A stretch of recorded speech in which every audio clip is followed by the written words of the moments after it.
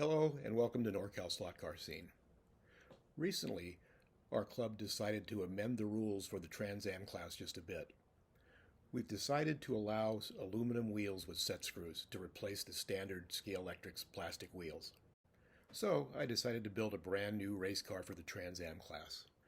After attending the Rolex Monterey Motorsports reunion a couple of weeks ago, I decided to build a Dodge Challenger. The Challenger is based on the car Sam Posey drove in the TransAm. To get this project started, I stripped pretty much everything off the car and started with a bare chassis with only the motor installed and the body. The first thing I did is on the chassis is to sand the mounting holes flat. This will allow the body to move forward and backward and create body float. On the Challenger, some of the body parts, like the front grille and the rear bumper, are attached directly to the chassis. I removed the mounting points from those pieces and then attached those pieces directly to the body with superglue. On the bottom of the interior, remove both mounting points that hold the bushings in place on the car. We'll glue the bushings in later. Sand the bottom of the interior until it's completely flat. You'll also need to take a little bit off the round edges on the outside of the interior. Now it's time for test fitting.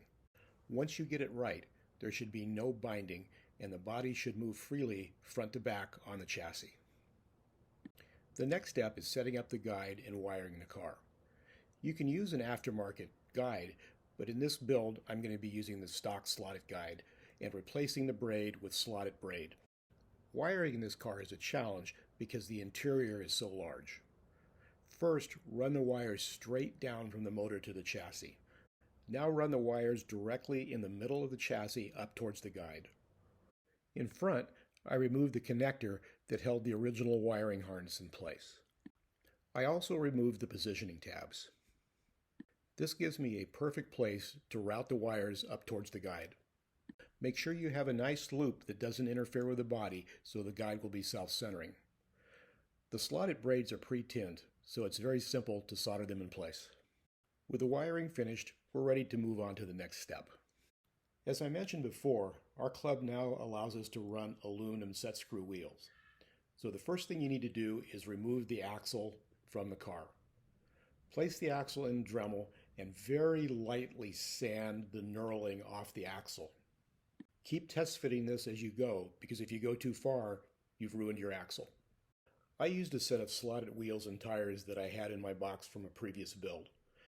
Depending on what wheels and tires you're using, it can be a very tight fit. So I went in and sanded the inside of the wheel arch. From the outside, it still looks stock. Now on to the front wheels and tires. My goal for this car was to lower the center of gravity as much as possible, so I sanded the front tires significantly.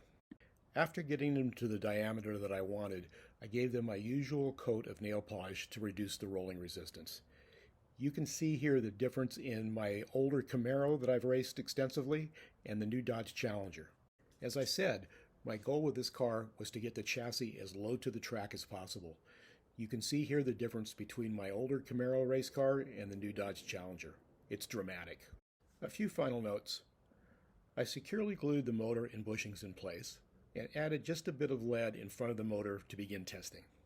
We made it to our test track, Silicon City Speedway in San Jose, and it's time for Sam Posey to do his thing. After a short practice session, we looked at the stopwatch, and Sam was 1/10 of a second faster than the Camaro. The project is a success. Thanks for watching.